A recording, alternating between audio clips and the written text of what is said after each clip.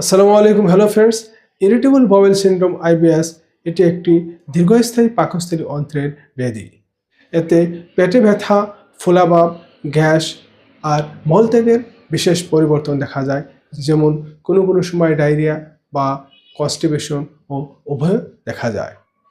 10 থেকে 15% প্রাপ্তবয়স্কদের এই রোগে আক্রান্ত দেখা যায়। বিশেষ করে মহিলাদের মধ্যেও এটা বেশ পরিমাণে দেখা যায়।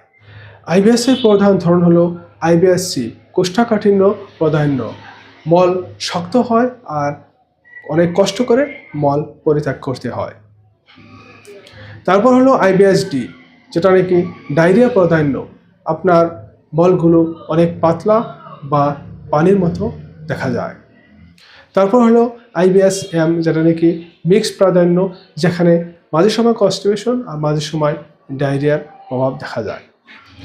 এর মূল কারণসমূহের মধ্যে হলো ইন্টেস্টাইনের মাসল সংকোচনের অস্বাভাবিকতা, ফলে খাবার দ্রুত, যেটা নাকি ডায়রিয়া, আর অনেক ধীরে, যেটা নাকি কনস্টিপেশন চলে যায়।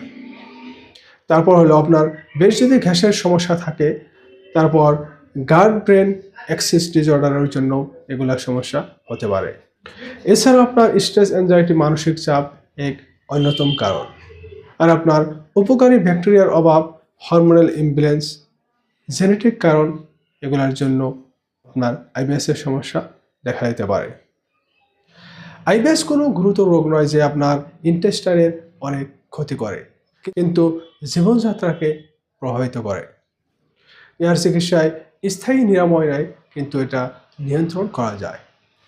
কিছু খাদ্যর পরিবর্তন, যেমন ল কার্বস, ছোট ছোট খাবার আপনি খান, আর তার সাথে আপনি ফাইবারযুক্ত খাবার খান, আর আপনি সঙ্গে জল বেশি পরিমাণে খান, আর আপনি রেগুলার ব্যায়াম করুন। ব্যায়ামের সাথে সাথে আপনি ইয়োগা, মেডিটেশনও করুন। আয়ুর্বেদে আইবিএসকে গ্রহণী বলে।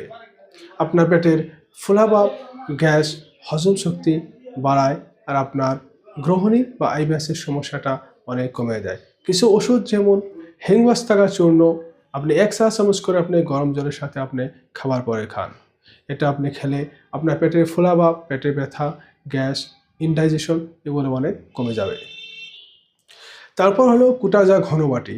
এটি ডায়রিয়া, আমাশয় এবং ইন্টেস্টাইনের সংক্রমণের অনেক কার্যকরী।